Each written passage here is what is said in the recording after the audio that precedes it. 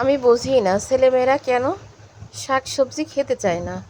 এত সুন্দর করে রান্না করে দিলে যে কখনো শাক পছন্দ করে না সেও কিন্তু একবার খেয়ে টেস্ট করতে চাইবে। ঠিক কি না বলেন তো? কী শাক রান্না করেছি বলতে পারবেন কেউ না দেখে? আমিও জানি যে আপনারা বলতে পারবেন না। এটা হচ্ছে রান্না করেছি কলমি শাক। আর কলমি শাক দিয়ে এই মাছটা দিয়ে কেউ কখনো রান্না করেছে কিনা জানি না, আমি কাউকে রান্না করতে দেখিনি। তবে আমি কিন্তু আজকে রান্না করতেছি কলমি শাক দিয়ে বোয়াল মাছ দিয়ে রান্না করতেছি। বেশিরভাগই বোয়াল মাছ হয়তো আলু বেগুন দিয়ে রান্না করলে ভালো লাগে, আর হচ্ছে ভুনা করলে ভালো লাগে। তো আমি কখনো কিন্তু শাক পাতা দিয়ে বোয়াল মাছ রান্না করিনি।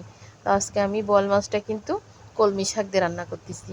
শাকের তরকারিটা ফার্স্টে যে কালার দেখছেন বা যেমন দেখতে সুন্দর হয়েছে, দেখে মনে হচ্ছে লাউ শাক না হয় পালং শাক, তাই না?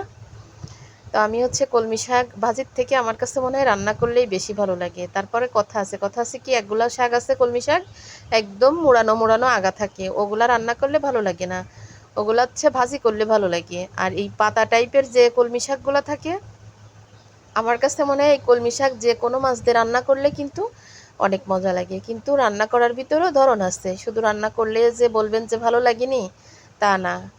আমি বলবো না যে আমার রান্না ফলো করে রান্না করেন, তবে আমি যেভাবে রান্না করছি এইভাবেই যদি বেশি করে পেঁয়াজ মরিচ দিয়ে বেশি করে একটু মাছ টাছ দিয়ে হাতে মাখায় মাছ উঠায় রেখে শাক দিয়ে একদম গা মাখা তেলের ঝোল থাকবে, তো এইভাবে রান্না করলে সত্যি কিন্তু মজা লাগবে।